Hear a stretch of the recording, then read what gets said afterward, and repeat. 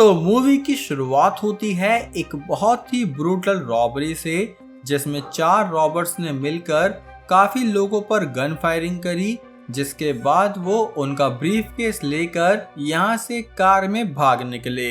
जिसके साथ ही ये कहानी हैरी पर आई, जो कि अपने चैम्बर में बहुत ही बेकार ढंग से रह रहा था, जिसे देखकर हम समझ सकते हैं कि वो अपने पास्ट से काफी परेशान है। जिससे बीच उसे एक लेटर आया जिसमें ये लिखा था कि नथिंग टू रिपोर्ट, और ये लेटर उसे एक हैंडरसन नाम के आदमी ने दिया, जिसकी कोई डिटेक्टिव एजेंसी थी। तब ये देखते ही हैरी काफी फ्रस्ट्रेट हुआ, जिसके बाद उसने अपने बेड के नीचे से एक डैगर निकाला, जिस पर वो अपनी सेल्फ हैप्पीनेस करने ही वाला था, लेकिन तभी वो रुक गया।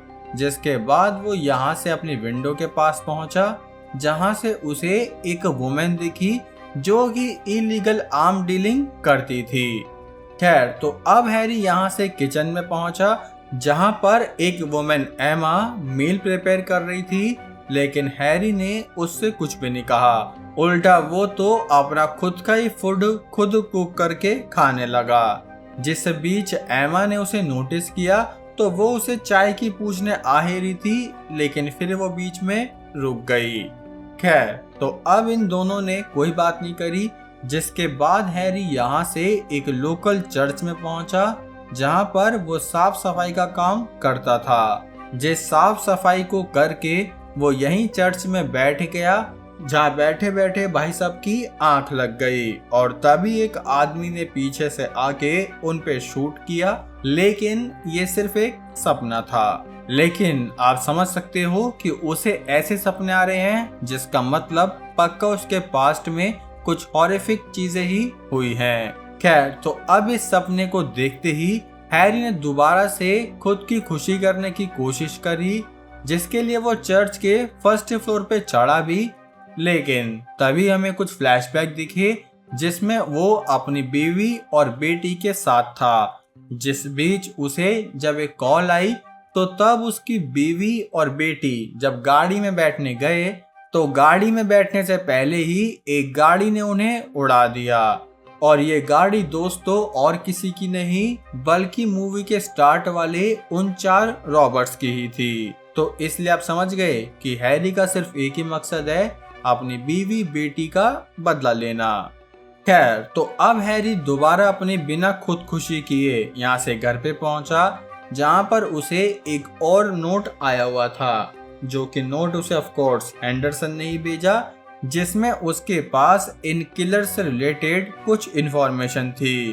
तब ये नोट देखते ही हैरी बिना किसी हेजिटेशन के हैंडरसन से मिलने पहुंच गया, जहाँ एक कैफे में हैंडरसन ने उसे सारी इन्फॉर्मेशन दी कि वो सभी रॉबर्स एक छुपे हुए अड्डे में रहते हैं। साथ ही वो सिर्फ चोरी नहीं, बल्कि किसी और डर्टी बिजनेस में भी लगे हुए हैं।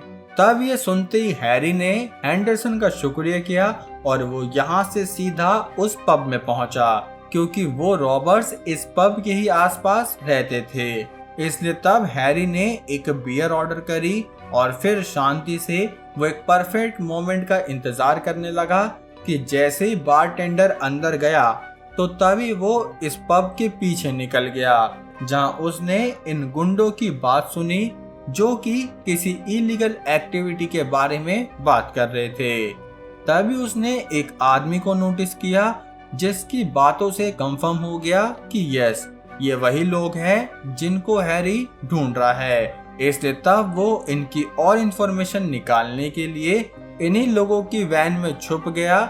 जिसके बाद जब ये रॉबर्ट्स यहाँ से निकले, तो तब हैरी इनके साथ ही साइलेंटली ट्रैवल कर रहा था। जहाँ ये लोग जब एक अननोन डेस्टिनेशन पर पहुंचे, तो तब हैरी को वो बाकी 2 गुंडे भी दिख गए, जो कि इन्हीं गैंग के मेंबर होने के साथ साथ उसकी फैमिली की डेथ के रिस्पॉन्सिबल भी थे। इसलिए तब वो इनकी बात बहुत शांति से सुनने लगा। जिस बीच ये लोग 2 आदमियों को यहाँ की छत पर ले गए, जहाँ छत पे इन्होंने उन्हें बांध के अपनी एक गैंग मेंबर से कहा कि इन दोनों को शूट करो। लेकिन वो गैंग मेंबर बहुत ही छोटे दिल का था, तो इसलिए उसने इस ब्रूटल मर्डर के लिए मना कर दिया। जो सुनकर एक दूसरे गैंग मेंबर ने हेनरी के सामने ही उन दो बेचारों की आलू पूड़ी बांट दी, जो देखकर हैरी की लुप लुप हो गई और वो यहाँ से नीचे की तरफ भागने लगा, क्योंकि उसने ऐसा मर्डर अपनी लाइफ में पहली बार ही देखा था। जिस बीच जब वो एक सेफ लोकेशन पर खुद को छुपा रहा था, तो तभी उनमें से वो रॉबर जिसकी लुप लुप हो गई थी, वो भी यहाँ से निकल गया, क्योंकि वो बेचारा अपनी इस गैंग के साथ सिर्फ फंसा हुआ ही था। खैर, तो अब ये सब देखकर हैरी सोचने लगा कि उसे क्या करना है, क्योंकि वो अपना बदला लेने का प्लॉट तो चेंज नहीं कर सकता था। इसलिए वो यहाँ से सीधा घर पे पहुंचा, जहाँ पर उसने अपनी लेट वाइफ की ही वेडिंग रिंग निकाल ली, जिसको लेके वो एक सुनार के पास पहुंचा, जिसके बदले में उसे कुछ पैसे मिल गए। वाह भाई, बीवी का बदला लेना है तो बीवी की अंगूठी बेचो। खैर, तो अब वो इन पैसों के साथ उस आर्म डीलर के पास पहुंचा, जिसे पैसे देने के बाद कुछ टाइम में ही इस इलीगल आर्म डीलिंग महिला ने उसे एक बॉक्स दिया, जिसमें हैरी को एक पिस्टल और कुछ एमो मिल गई, जिस एमो को लेकर ये भाई साहब अपने प्लान को बनाने लगे, जिस प्लान को पूरा करने के लिए इन्होंने अपना गद्दा यहाँ लगाया और वॉल के अगेंस्ट ही शूटिंग प्रैक्टिस करने लगे। अरे भाई, साइलेंसर तो लगा ले, तेरे पड़ोसी वड़ोसी नहीं है क्या? खैर, तब वो इन गद्दों में उन रॉबर्स की शक्ल देख रहा था कि मैं तो उन्हें ऐसे शूट करूंगा। तो अब शूटिंग के साथ साथ उसने गलत फॉर्म में पुशअप मारने भी शुरू किए कि भाई बदला तो मैं पूरा लूंगा। अरे ये तैयारी पहले से करनी थी चच्चा, एकदम से थोड़ी ना बॉडी बन जाएगी। खैर, तो अब थोड़ी बहुत स्ट्रेंथ बनाने के बाद वो दोबारा से उसी सेम एरिया में आया जहाँ से वो पहले भाग गया था। और तब कुछ देर वेट करने के बाद ये सभी लोग जब यहाँ से निकल गए, तो तब हैरी इन लोगों की बिल्डिंग में घुसा, जहाँ उसके हाथ में गन तो थी, लेकिन ये आया था ड्रग ढूंढने। मतलब ड्रग कंज्यूम नहीं करता, ड्रग ढूंढ के उनका नुकसान करेगा, यही सब। जिस बीच ही यहाँ एक क्रिमिनल अंदर घुसा, जिससे हैरी थोड़ा डिस्ट्रैक्ट हुआ, तो उसे याद आया कि अरे ये तो उन चारों में से ही एक रॉबर है, जिसको वो मारना तो चाहता था, लेकिन भैया के हाथ कप कप आ गए, जिसकी वजह से गोली भी चूक गई। और तब इन दोनों की आपस में दो पड़दू लड़ाई होने लगी। वैसे इस रॉबर का नाम है मार्क। तो अब मार्क और हैरी की जो टसल चल रही थी, तो इसमें मार्क ने एक चाकू से हैरी की आर्म पे काफी इंजरी दी, जिस पेन को झेलते हुए हैरी ने फाइट बैक करने की कोशिश तो करी, लेकिन जैसे ही वो भाई साहब अपनी जान देने वाले थे, तो तभी फाइनली उसने इस गन से मार्क को शूट कर दिया। जिसके बाद उसने मार्क को याद दिलाया कि तुम्हें वो इंसिडेंट याद है जहां तुमने मेरी बीवी और बेटी की जान ली थी। खैर, तो अब ये सारा रिवीजन कराने के बाद उसने मार्क से बाकी रॉबर्स के एड्रेस पूछा, जो सुनकर मार्क ने पहले तो नहीं बताया, लेकिन फिर उसने बता दिया। और ऐसा क्यों, बस अभी बता रहा हूँ। क्योंकि जैसे ही मार्क ने बताया कि वो लोग कंट्री साइड पे ड्रग्स की डीलिंग करने गए हैं, तो तभी हैरी उन तक पहुंचने के लिए निकलने लगा। जो मौका देखते ही मार्क हैरी पर एक चाकू से हमला करता कि तभी हैरी ने उसे शूट कर दिया कि भाई ओवर कॉन्फिडेंस नहीं चलेगा मेरे साथ। जो सुनकर मार्क हैरी की बीवी के बारे में कुछ गलत सलत कमेंट करने लगा, तो ऑफ कोर्स उसे गुस्सा आया, जिसकी वजह से उसने मार्क की आलू पूड़ी बांट दी। लेकिन यह आलू पूड़ी बांटने के बाद वो खुद ही गिल्ट में चला गया कि भाई मैंने जान ले ली किसी की। इसलिए अब वो खुद की खुशी करना ही चाहता था, पर तभी उसे अपनी बीवी बेटी की शक्ल दिख गई, जिन्हें देखते ही उसे अपना मिशन याद आया कि भाई बदला तो मैं लेकर ही रहूंगा। जिसकी अगली सुबह जैसे ही वो किचन में घुसा, तो पहली बार उसकी एमा से बात हुई। जहाँ इनकी बातचीत के बीच पहली बार एमा ने अपने डेड मंगेतर के बारे में बताया, और उस डेड मंगेतर के बारे में बताते ही इन दोनों की आपस में क्या बनी कि ये लोग लपड़ झपड़ करने ही वाले थे कि तभी हैरी रुक गया, जहां वो माफी मांग के रूम से बाहर निकला और अगले दिन तक एमा से सिर्फ माफी ही मांगता रहा। साथ ही उसने एक दिन का डे ऑफ मांगा क्योंकि वो अपने काम से थोड़ा रिलैक्स होना चाहता था। हालांकि रिलैक्स नहीं, उसे सिर्फ अपना बदला लेने की तैयारी करनी थी, जिसके लिए ही उसने गन वगैरह सब कुछ जोड़ ली, जिन्हें लेकर वो कंट्री साइड पे पहुंचा कि अब जो मैंने शुरू किया है आज उसे खत्म करके रहूंगा। जहां खत्म करने वाली जगह पे ही उसने एक प्राइवेट प्लेन नोटिस किया जो कि पहले तो एक आदमी के पास लैंड हुआ और वहीं से एक बैग लेकर 2 क्रिमिनल निकल गए। और जहां तक ये बैग ड्रग्स के थे, जिन्हें देखते ही हैरी समझ गया कि भाई ये लोग चोरी से भी बड़े बड़े कांड कर रहे हैं। खैर, अब जैसे ही वो प्लेन निकला तो तभी हैरी के अंदर वो एड्रेनलिन रश आया, जिसके बाद उसने गहरी सांस लेते हुए बाकी 2 क्रिमिनल्स पर फायरिंग कर दी। जिस फायरिंग की आवाज सुनते ही वो 2 रॉबर्ट्स मिकी और एमिल बाहर आए, जो कि यहाँ से भागने वाले थे, पर तभी एमिल ने हैरी पर एक चाकू से हमला किया। जिस हमले से हैरी शांत बैठा तो तभी ये लोग एक गाड़ी से यहाँ से भागने लगे, जिनके भागते ही हैरी का जोश धूल में मिल गया कि शिट यार, मैंने अपनी बीवी का बदला लेने का मौका छोड़ दिया। हालांकि तब उसे अपनी बीवी के फ्लैशबैक भी दिख रहे थे, जिन्हें देखकर ही वो घुटने पर आ गया। अबे तू क्यों घुटने पे आ रहा है भाई, वो घुटने पे आएगी। खैर, तभी इनमें से एक क्रिमिनल जो कि पूरा नहीं मरा था, तो उसने हैरी पर हमला करने का सोचा, लेकिन हैरी ने जैसे तैसे उस क्रिमिनल की लुप कर दी। जिसके बाद वो यहाँ से सीधा घर जाना चाहता था, लेकिन घर जाने से पहले वो एक मेडिकल स्टोर में गया, जहाँ एक डॉक्टर से मिलके उसने अपनी इंजरी की बैंडेज वगैरह करा ली।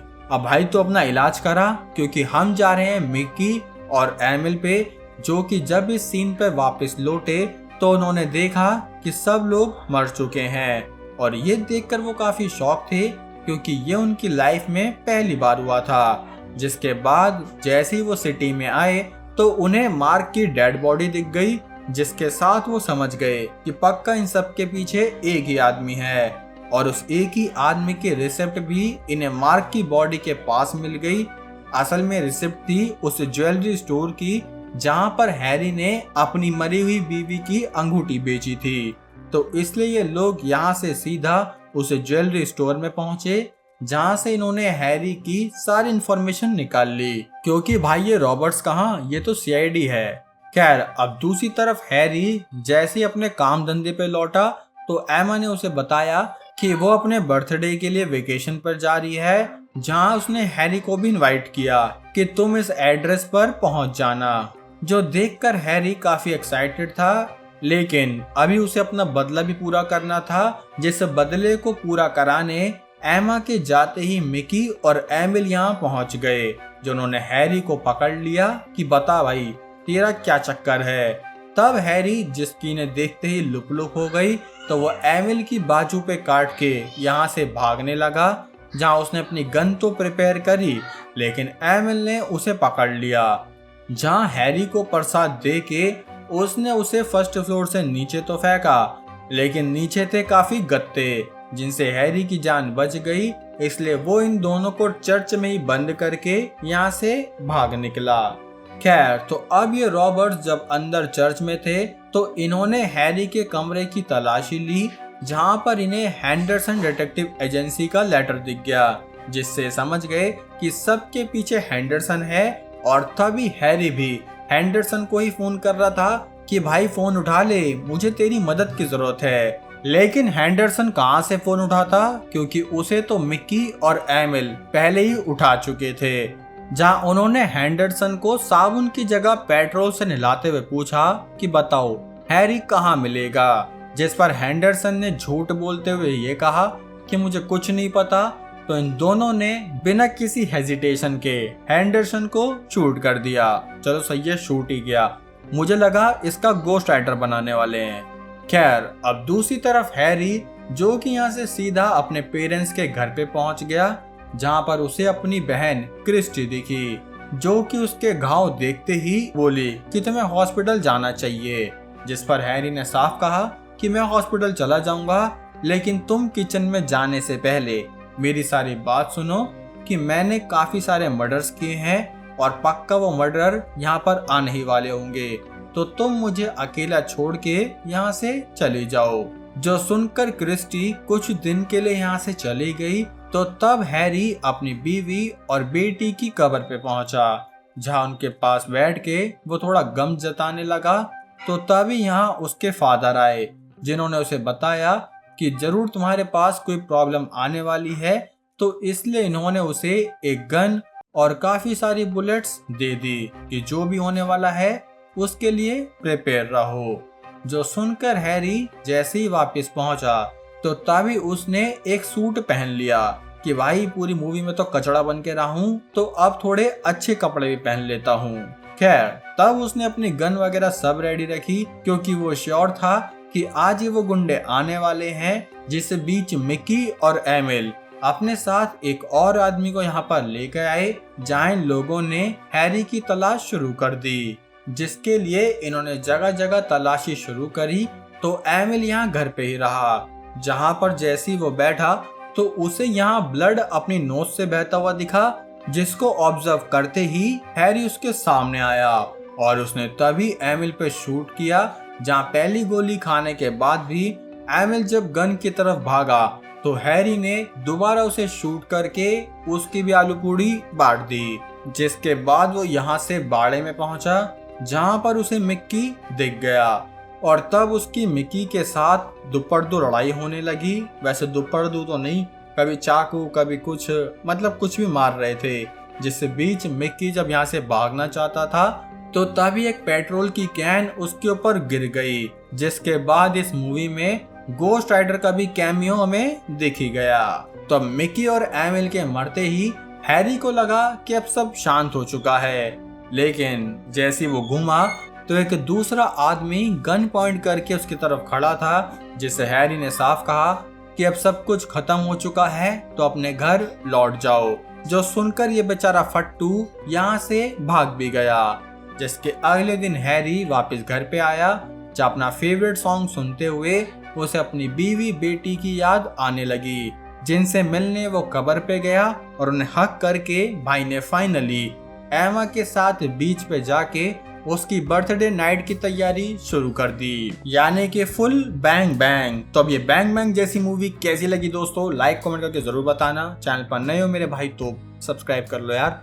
बाकी अब हम मिलेंगे हमारी अगली वीडियो में, तब तक के लिए जय हिंद।